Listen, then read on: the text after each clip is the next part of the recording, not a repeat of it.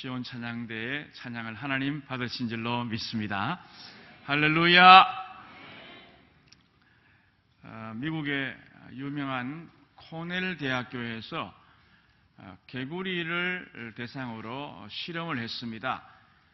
큰 솥에 개구리 한 마리를 집어넣었습니다. 그리고 이 물의 온도를 1초에 0.017초씩, 0.017도씩, 그래서 아주 미세하게 1초 0.017, 2초 0.034, 3초 0.051 이런 식으로 조금씩 온도를 이렇게 높여 나갑니다. 그래서 2시간쯤 지났는데 그 개구리가 어떻게 되었을까요? 개구리가 아주 푹 삼켜버렸다는 것입니다.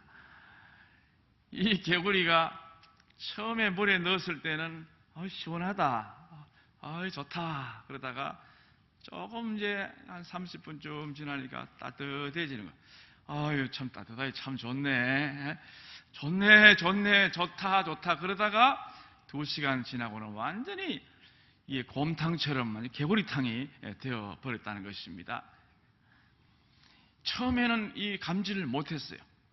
처음부터 만약에 뜨거운 물에 집어넣었으면 아마 이 개구리는 팔짝 도망갔을 것입니다. 그런데 처음에는 넣어놓으니까 전혀 감지를 조금씩 서서히 변화가 오니까 이 개구리가 그걸 모르고 크게 안주하다가 완전히 푹 삼켜 죽었다는 것입니다. 여러분, 우리가 사탄이 우리를 망하게 할 때도 어떻게 하는지 아십니까? 이처럼 서서히 신앙을 잃어버리게 만든다는 것입니다. 자기도 알지 못하는 사이에 신앙의 이 긴장도를 떨어뜨린 후에 방심한 틈을 타서 우리를 공격에 들어오는 것입니다. 실제로 우리의 삶에 이런 일들이 허다하지 않습니까?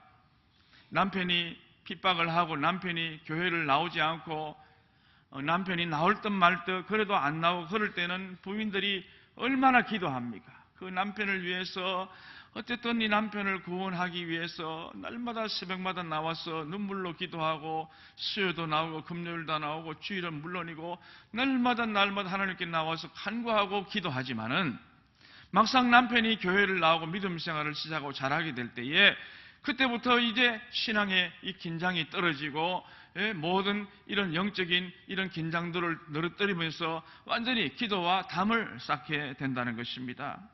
그래서 긴장이 필요한 것입니다. 긴장할 것이 있는 것이 바로 은혜라는 것입니다. 건강도 마찬가지입니다. 건강에 대해서 지나치게 과신하는 사람은 빨리 죽든지 아니면은 갑자기 죽는다고 합니다. 나는 건강해. 나는 아무렇지도 않아. 나는 뭘 해도 뭘 먹어도 나는 끄떡없어. 이렇게 생각하는 사람은 어느 날 그것이 갑자기 그게 질병이 찾아와서 아주 갑작스럽게 급사하는 경우가 있다는 것입니다.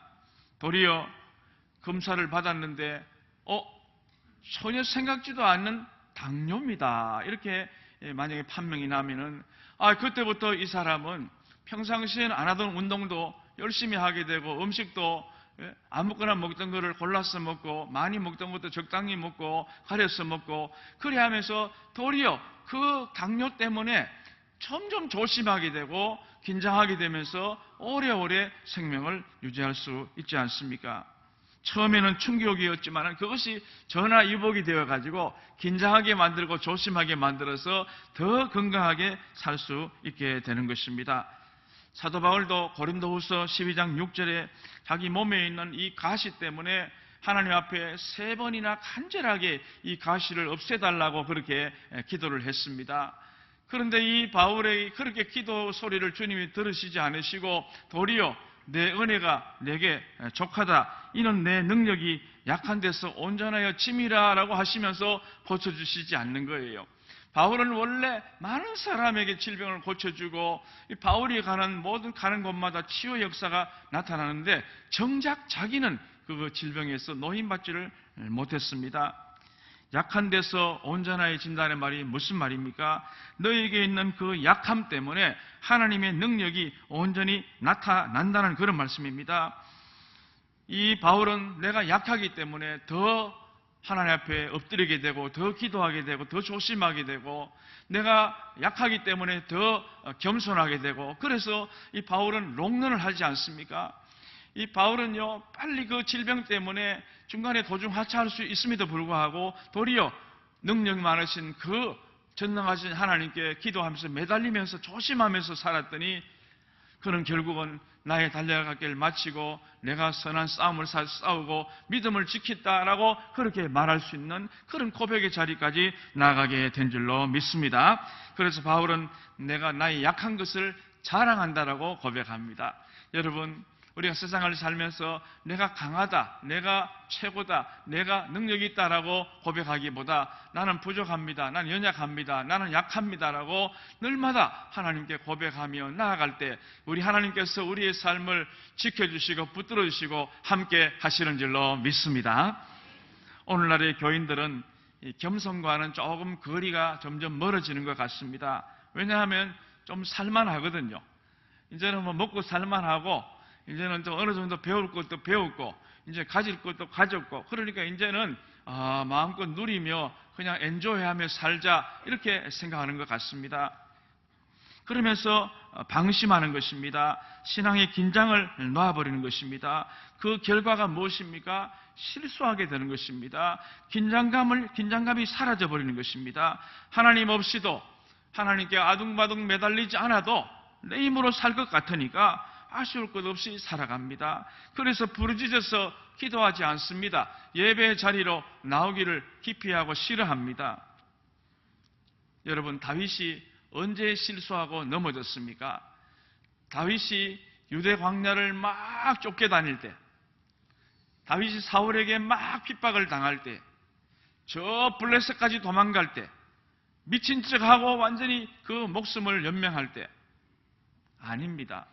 이 다윗이 굉장히 블레셋과의 전쟁도 하고 사울에게 쫓기고 힘들어할 때는 하나님께 날마다 부르짖었습니다. 날마다 긴장했습니다. 기도했습니다. 이 다윗이 아둘람 굴에 숨어서 지은 시도 있지 않습니까? 사울이 막 쫓아올 때에 그 굴 속에 들어가서 그거를 다 사울의 눈을 가려주셔가지고 사울이 그 도망가 피해가는 그 광경을 보고 하나님 앞에 얼마나 감사하고 노래합니까? 여호와는 나의 반석이시요 나의 산성이시요 나의 피할 바이시요 나를 건지시는 자시요 나의 피난처시요 나의 도피성이라고 그는 날마다 고백하고 있지 않습니까? 그럴 때는요 긴장할 때가 절대로 방심하지 않고 넘어지지 않았습니다. 그래서 하나님께서 그를 이스라엘의 저 왕으로 통합 2대 왕으로 세워주셔가지고 나라가 변방이 튼튼하고 국방이 튼튼하고 나라가 점점 잘해서 부강한 나라가 되었습니다. 이제는 잘 되었으면 이제 먹고 살만합니다. 그런데요 이게 웬일입니까? 이제 먹고 살만하다, 이제는 됐다, 이제는 내 정적도 없어졌다 라고 긴장을 놓아버릴 때에 그가 실수하지 않습니까? 왕이 되기 전에는 긴장했는데 왕이 되고 난 다음에 평안하다, 먹고 살만하다 그랬을 때에 그가 밧세바를 범하는 그런 아주 실수를 저지르지 않았습니까?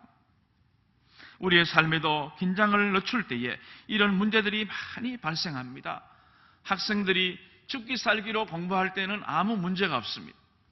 시험 날짜가 앞두고 언제 시험 치고 언제 중간고사 치고 언제 기말고사 치고 언제 또 무슨 졸업고사 시험 치고 언제 임강고사 시험 치고 임용고사 시험 치고 이전에는 괜찮아요. 열심히 공부하는데 매달리니까 거기만 집중합니다. 전혀 아주 긴장의 끈이 늦춰지지 않습니다. 그런데 딱 되고 나서 딱 졸업하고 나서 아니면 입학을 하고 나서 그때부터 동성연애에 관심을 가지고 이상한 교리에 빠지고 술에 빠지고 마약에 빠지고 도박에 빠지고 빠지는 것입니다. 미국의 LA 동쪽에 리버사이드라는 그 도시가 있는데 이 리버사이드라는 그 도시에는 유명한 그 리버사이드 대학이 있습니다. 그게 우리 한국 학생들이 많이 유학을 오는데 그 학생들이 한국에서 열심히 공부해가지고 또 미국에서 열심히 공부해가지고 좋은 대학에 들어가는 것까지 좋았어요. 부모들도 한심하고 마음 놓고 이제는 대학 들어갔으니까 됐다. 그런데 대학을 들어가서 그 학교에서 차로 한 30분 정도 팜스프링 쪽으로 동쪽으로 가면은 유명한 인디안 그 보호 지역 안에 카지노가 있습니다. 빠친코가 있는 것입니다. 그래서 많은 사람들이, 미국에 있는 사람들도 다 많이 와서 거기서 이게 오락도 하고 놀다 가고 그러는데, 미국 사람들은요 절제를 잘합니다. 내가 오늘 한 5만 원어치만 논다 그러면요 5만 원 가지고 하루 종일 놀아요. 하루 종일 그냥 1원, 2원, 3원 이래 하면서요 막 하여튼 마르고 달 때까지 놀고 갈 때는 또 그대로 가져가요. 그런데 우리 한국 사람들은 얼마나 도박했다 그러면은 이거는 아예 너 죽고 나 죽다 그러면서 완전히 빠지는 것입니다. 그래서요 빠진다고 해서 빠진 거인 것입니다. 완전히 빠진 거예요. 그래가지고 집 다 날리고 차 다 날리고, 우리나라 정선에 가도 그렇다 그러지 않습니까? 정선에 가면요 전당포가 전부 다 차 잡히고 간 사람들이 그렇게 많은 거예요. 차 타고 멀쩡히 와서 놀다 간다고 왔다가 빠져가지고 완전히 그냥 집도 팔고 다 팔고 나중에 뭐 와이프까지 다 팔아먹고 참 남는 것이 빈털터리가 되는 그런 사람들이 많은데, 이 학생들이요 공부할 때는 괜찮아요. 그런데 공부를 딱 하고 나서 딱 들어가고 나니까 한국에서 유학비 오지요, 생활비 오지요, 부모 간섭 안 하지요. 그러니까 마음대로 놀다가 폐가 망신하고 완전히 인생 끝나는, 인생 종치는 그런 일들이 너무너무 많습니다. 이제는 좋은 대학 갔으니까 이제 안심이야. 이제는 아이가 대학 갔으니까 이제 부모가 더 이상 기도, 고3까지는 막 기도하고 이 대학, 우리 아이들 대학 꼭 붙여 달라고 기도하고 그러다 들어가고 나면 이제 안 하는 거예요. 쉬는 거예요. 됐다는 거예요. 됐습니까? 아닙니다. 그때가 위기가 찾아올 수 있습니다. 그래서 신앙의 긴장을 놓쳐서는 안 될 줄로 믿습니다. 오늘 베드로서를 쓴 베드로 사도도 인생의 처절한 실패를 맛보았던 사람이 아닙니까? 예수님을 모른다고 예수님을 3번씩이나 부인했던 그런 사람 아닙니까? 예수님께서 겟세마네 동산에 올라가셔서 십자가 지시기 전날 밤 모든 인류의 운명이 결정되는 참으로 중차대한 그 시간에 예수님께서 그 십자가의 무게가 얼마나 크셨으면은 제자들을 향해서 나와 함께 기도하러 올라가자. 12명을 데리고 올라갑니다. 그리고 그 중에 베드로, 야고보, 요한 3명 제자를 따로 뽑아서 예수님 곁에 두고 나와 함께 기도하자. 나를 위해서 기도해 달라. 기도해야 된다. 그렇게 예수님이 부탁하시고, 그래도 너희 3명은 그 중에 너희는 다른 제자보다 좀 낫겠지 싶어가지고 이 3명의 제자를 예수님 가까이 두고 기도를 부탁하고 가셨는데, 웬걸 돌아와 보니까요 전부 자는 거예요. 쿨쿨쿨쿨 자는, 코를 드렁드렁 걸고 잠을 자는 거예요. 예수님께서 베드로에게 베드로야 어찌하여 자느냐, 시험에 들지 않게 일어나 깨어 기도해라 그러지 않습니까? 예수님께서 이 베드로에게 이 사탄의 시험이 있을 것을 미리 이 말씀을 해주셨는데도 불구하고 베드로는 막 계속 잤습니다. 야고보, 요한 그 12명이 다 잤습니다. 정신없이 잤습니다. 기도하지 않았습니다. 마음이 풀어졌습니다. 긴장하지 않았습니다. 그 결과가 어떻게 되었습니까? 천추의 한이 될 정도로 실패를 경험하지 않습니까? 마음 놓고 영적 긴장을 풀고 영적 잠을 자는 순간이야말로 가장 위험한 순간임을 뒤늦게 이 베드로가 깨달았습니다. 내가 마귀에게 놀아났구나. 내가 마귀에게 밀가부르듯이 놀아났구나.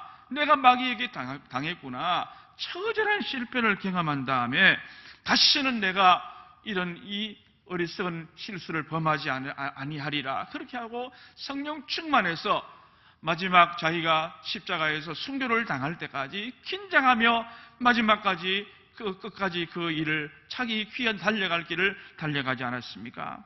오늘 이 실패를 경험했던 베드로가 정말 오늘 본문 말씀에서 내게 주어진 한 번뿐인 이 인생을 제대로 완주하려면 어떻게 해야 되는지 오늘 본문에서 우리에게 몇 가지로 말씀해 주고 있는데, 이 말씀을 꼭 귀담아 들으셔서 여러분들도 인생에 정말 완주하시는 여러분들 수 있기를 축원합니다. 첫 번째로 우리가 인생에 완주를 하고 긴장을 늦추지 않으려면 건강한 소망을 가져야 합니다.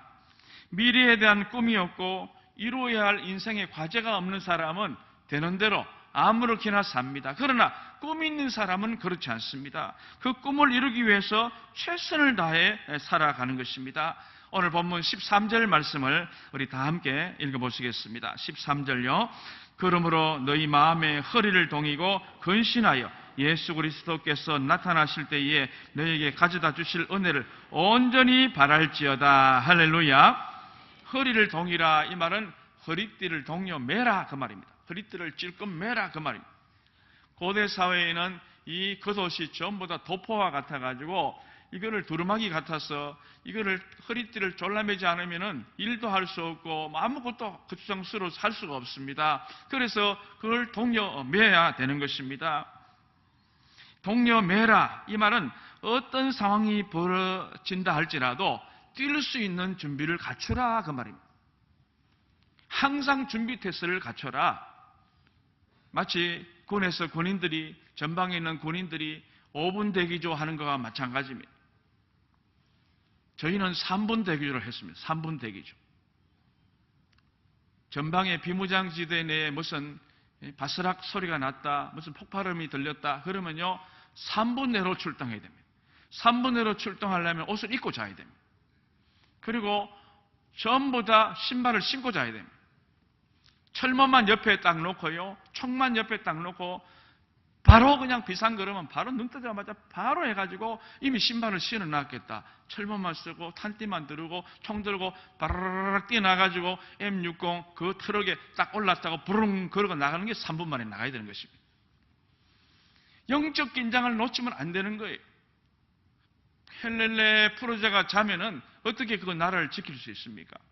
내 신앙을 마찬가지입니다. 이제는 됐다, 자가, 이제는 좀 더 자자, 좀 더 졸자, 그러면요, 완전히 이 곰핍이 이 강도같이 들어오고, 빈궁이 우리에게 도둑같이 들어온다고 말씀하고 있지 않습니까?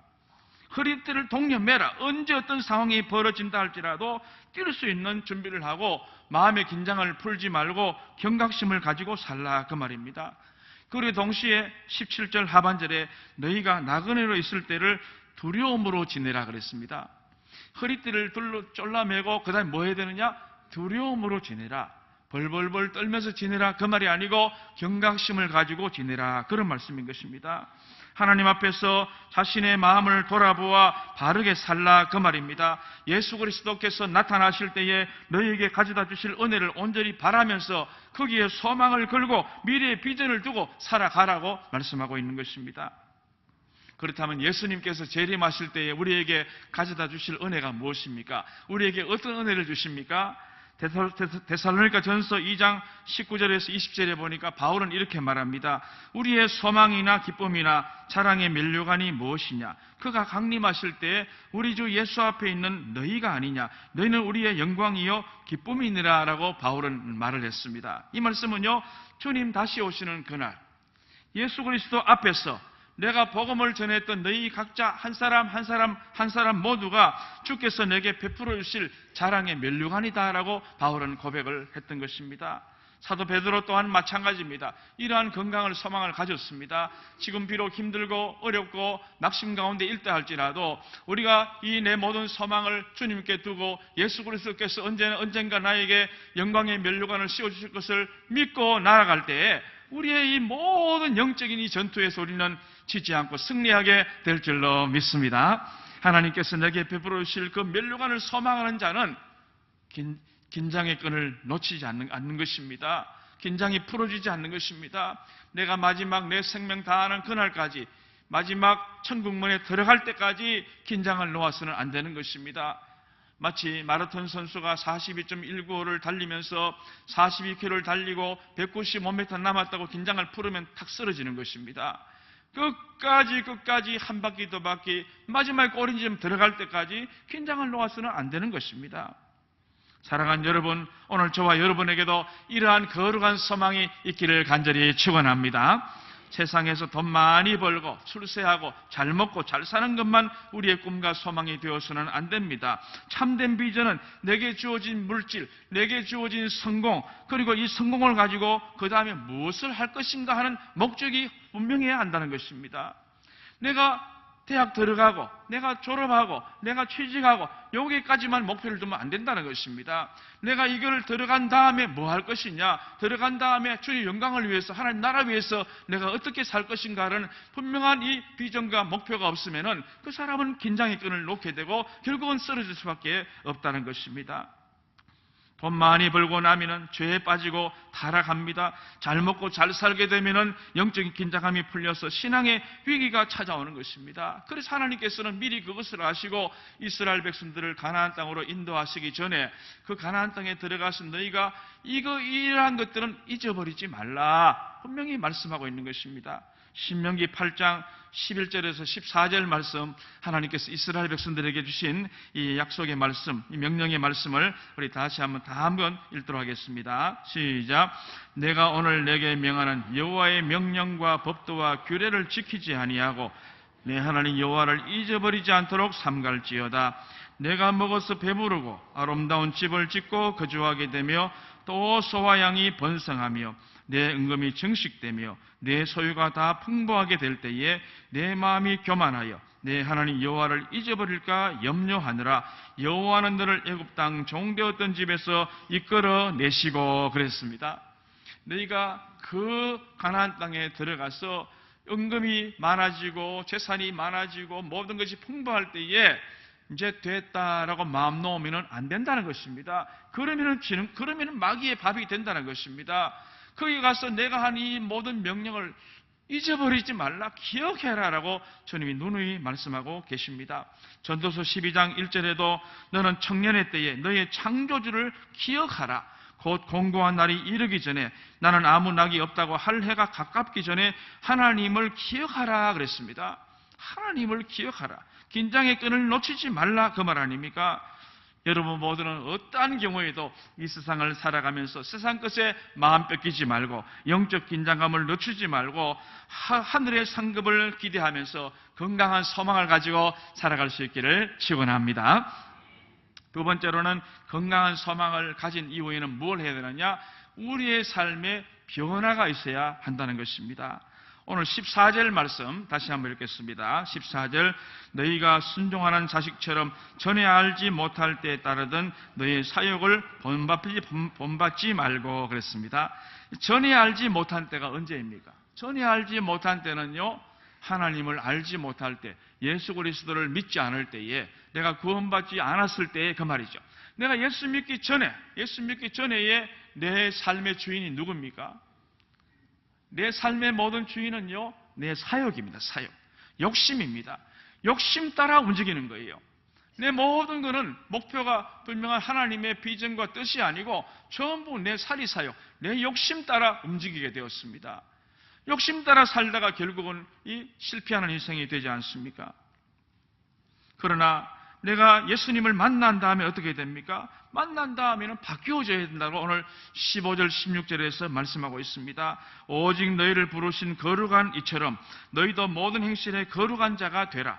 기록되었으되 내가 거룩하니 너희도 거룩할지어다 하셨느니라 라고 말씀합니다.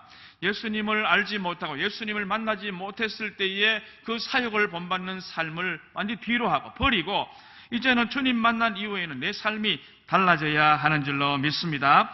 예수님 만나기 전에 내 모습과 예수님 만난 이후에 내 모든 삶의 스타일이 달라져야 합니다. 왜 그런지 아십니까? 왜 달라져야 합니까? 그것은요, 누군가가 우리를 보고 있기 때문인 것입니다. 예수 믿기 전에 하고 예수 믿은 이후에 하고 모든 삶을 안 믿는 사람, 내 친구, 내 가까이 있는 지인, 교회에 있는 새가족, 밖에 있는 불신자들이 나를 바라보고 있습니다. 아, 저분은 교회 직분자인데, 아, 저분은 교회 다니는 사람이라던데, 저 사람은 예수 믿는 사람이라던데, 그러면서 보고 있는 거예요. 그런데 만약에 보고 있으면서 내가 내 삶에 그들의 눈에 거룩하게 보이고 정말 신실하게 보고 정직하게 살면은 아하, 정말 저분은 예수 믿더니 달라졌구나. 참 어딘가 모르게 본받을 점이 많구나. 나도 저분이 믿는 이 하나님을 내가 믿고 싶어. 이렇게 바뀐다는 것입니다. 그런데요, 만약에 그 불신자들이나 새가족들이 나를 바라보고 교회를 다니고 예수를 믿는데도 불구하고 전혀 바뀐 게 없다.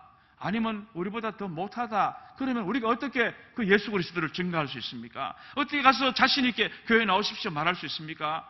당신이는 잘못이라고 그러지 않습니까? 내가 바뀌어야 되는 것입니다. 그전에 내 욕심, 내 생각대로 살았던 모든 것들을 다 버리고 이제는 주님이 기뻐하시는, 주님을 쫓아가는, 주님의 영광 돌리는 우리의 삶으로 변화되어야 할 줄로 믿습니다. 내가 먼저 바뀌어야 됩니다. 내가 먼저. 웨스트민스터 대성당의 지하 묘지에 한 영국의 성공의 주교가 묻혀 있는데 그 주교 앞에, 그 무덤 앞에 이런 글이 쓰여져 있습니다. 내가 젊고 자유로워서 상상력에 한계가 없을 때 나는 세상을 변화시키겠다는 꿈을 가졌었다. 좀 더 나이가 들고 지혜를 얻었을 때 나는 세상이 변하지 않으리라는 것을 알았다. 그래서 내 시야를 약간 좁혀서 내가 살고 있는 이 나라, 이 사회를 변화시켜야 되겠다라고 결심했다. 그러나 그건 역시 불가능한 일이었다. 황혼의 나이가 되었을 때 나는 마지막 시도로 나와 가장 가까운 내 가족을 변화시키겠다고 마음을 정했다. 그러나 아무것도 달라지지 않았다. 이제 죽음을 맞이하기 위해 자리에 누운 나는 문득 깨닫는다. 만약 내가 내 자신을 먼저 변화시켰더라면 그것을 보고 내 가족이 변화되었을 것을, 또한 그것에 용기를 얻어 내 나라를, 내 사회를 더 좋은 곳으로 바꿀 수 있었을 것을, 그리고 누가 아는가? 세상까지도 변화되었을 것을. 그렇습니다. 내가 바뀌지 않고 남이 바뀌기를 바라는 것은 잘못인 것입니다. 내가 바뀌지 않는데 상대방이 바뀌지 않습니다. 그러나 내가 바뀌고 나면 모든 것이 달라지는 것입니다. 똑같은 이런 하루를 맞이해도 내가 예수 믿기 전에, 내가 그걸 깨닫기 전에 맞이하는 하루하고 내가 그것을 깨달은 다음에 맞이하는 하루는 완전히 다른 것입니다. 똑같은 남편, 똑같은 아내, 우리 가족 식구지만은요, 내가 바뀐 다음에 상대방을 바라보면 완전히 딴 사람이 되고 얼마나 사랑스러운 사람이 되는지 알 수 없습니다. 그런데 내가 바뀌지 않고 당신이 바뀌기를 바라고 네가 바뀌기를 바라면요, 그건 지옥이 되는 것입니다. 안 바뀝니다. 항상 우리 마음은 항상 성령님으로 말미암아 주님, 내가 부족합니다. 내가 못났습니다. 나를 나를 변화시켜 주십시오라고 날마다 기도해야 할 줄로 믿습니다. 한번 저를 따라 하시겠습니다. 제 탓입니다. 내 탓입니다. 내가 부족합니다. 내가 못났습니다. 용서해 주세요. 항상 그런 마음으로 살아갈 때에 우리는 영적인 긴장감을 늦추지 않고 정말 끝까지 주님 주시는 그 표대를 향해 나아갈 수 있게 될 줄로 믿습니다. 여러분, 기적이 무엇입니까?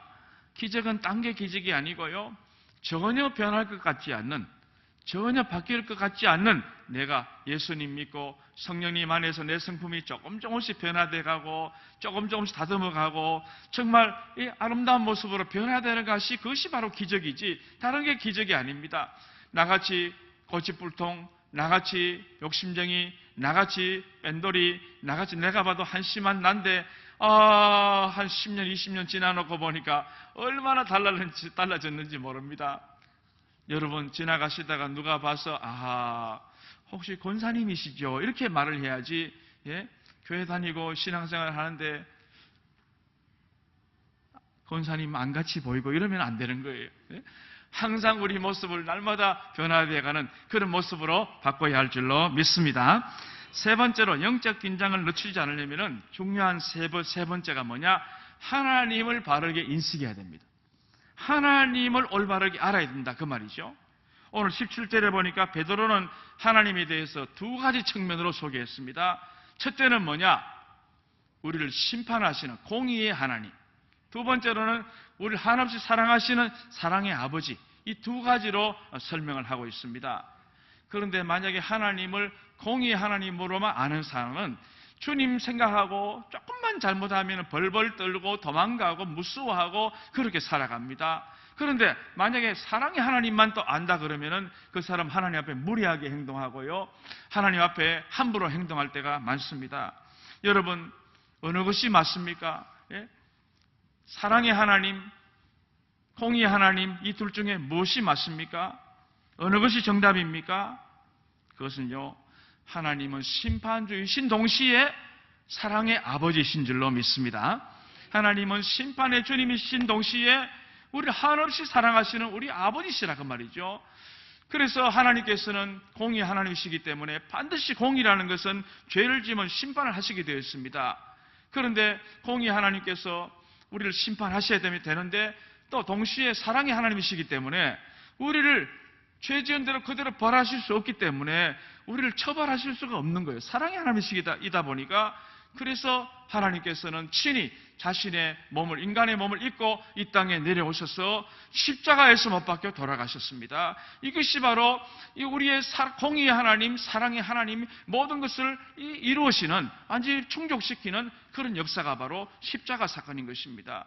십자가에서 모든 우리 인간의 죄는 다 심판하시고, 그리고 우리를 십자가에서 내 대신 죽으신 주님의 은혜로 우리는 긍휼하심을 받고 구원하심을 받고 주님의 자녀가 되게 된 줄로 믿습니다. 그러므로 우리 모두는 하나님께 대한 인식을 바로 가져야 됩니다. 하나님께 대한 인식이 바른 사람은 하나님 앞에 올바른 행동을 하게 됩니다. 하나님 앞에 조심합니다. 그 하나님께 감사하는 것입니다. 하나님 앞에 날마다 기쁨으로 나아가는 것입니다. 억지로 나오는 것이 아니고요, 영원히 죽을 수밖에 없는 나를 살려주신 주님 생각하면서 주님 앞에 날마다 나아가는 것입니다. 크로스비라는 여사는 만 6개월 되던 해에 눈이 실명이 와가지고 아무것도 보이지 않습니다. 그런데 98세 세상을 떠날 때까지 그는 98년 평생도록 눈을 감고 지냈습니다.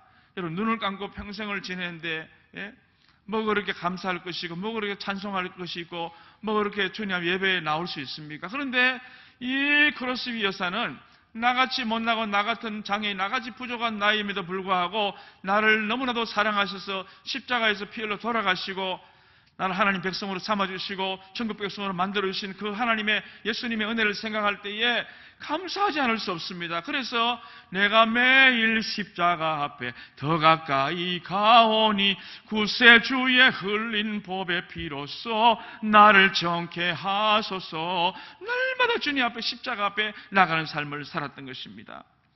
나 이제 주님의 새 생명 얻은 몸, 옛것은 지나고 새 사람이로다. 그 생명 내 맘에 강같이 흐르고 그 사랑 내게서 해같이 빛난다. 영생을 누리며 주 안에 살리라. 오늘도 내일도 주 함께 살리라. 영생을 누리며 주 안에 살리라. 오늘도 내일도 주 함께 살리라.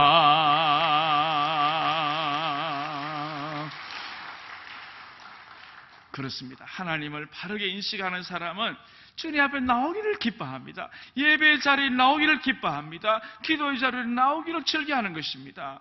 어쨌든 주님 가까이 붙잡고 마치 혈루증 걸린 여인이 예수님께 나아가듯이 예수님의 옷자락을 꼭 잡고 떼롱떼롱 매달고 주님, 나는 주님밖에 없어요. 주님이 나의 구원자세요. 주님이 나의 소망이세요. 라고 그 예수님의 옷자락을 붙잡고 늘어지듯이 우리는 어떤 순간에도 영적 긴장을 늦추지 말고 우리의 생명이시고 소망이시고 나의 모든 것 되시는 주님을 꼭 붙들고 나아가시는 여러분 될 수 있기를 축원합니다. 세상은 점점 악해집니다. 마귀는 택한 자라도 넘어뜨리려고 우는 사자와 같이 두루다니며 삼킬 자를 찾고 있는 이때입니다. 사자가 우는 것이 얼마나 무서운지 어떤 분이 실험을 했다 그래요. 어느 방에 사자를 가두어 놓고 사람을 고엽해서 체험을 하게 했습니다. 사자를 막 약을 올리니까요, 사자가요 가만히 앉아있다가 코를 실룩실룩 거리더니요, 나중에 사자가 일어나더니 하는데요, 그 옆에 있는 사람이 막 너무너무 무서워가지고 이야, 이거 사자가 나를 곧 물 것 같은 그런 공포를 느꼈다는 것입니다.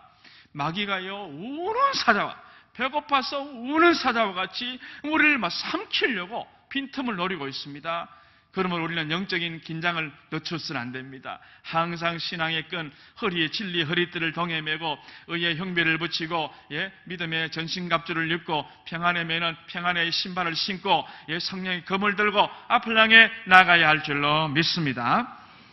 한번 실패를 경험했던 이 베드로가 실패를 듣고 일어서서 환난을 당한 성도들, 또 우리 세상을 살아가는 우리 모두에게 위로의 말씀을 우리에게 전해주고 있습니다. 건강한 소망을 가져야 합니다. 내 삶의 소욕을 버리고 정말 주님의 거룩을 닮아가야 됩니다. 하나님을 올바로 인식하고 사랑의 주님, 심판의 주님인 그 주님을 바라보고 날마다 주님 앞에 달려나오는 우리 모두가 되어서 오늘 이 자리에 나오신 여러분 모두는 정말 이 세상 가운데 날마다 승리하시는 여러분 모두가 될 수 있기를 간절히 축원합니다. 하나님 아버지 감사드립니다.